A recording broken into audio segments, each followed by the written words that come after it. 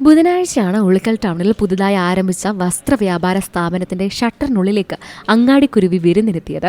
ഗ്ലാസിലെ ചെറിയ ദ്വാരത്തിലൂടെ അകത്തേക്ക് കയറിയ പക്ഷിയോട് പക്ഷെ കേസിൽപ്പെട്ട് സീൽ ചെയ്ത കെട്ടിടമാണെന്ന് ഒരൊറ്റൊരുത്തനും പറഞ്ഞു കൊടുത്തില്ല. പുറത്തേക്ക് പോകാൻ ഒരു വഴിയില്ലാതെ വന്നതോടെ പക്ഷി ശരിക്കും പെട്ടു.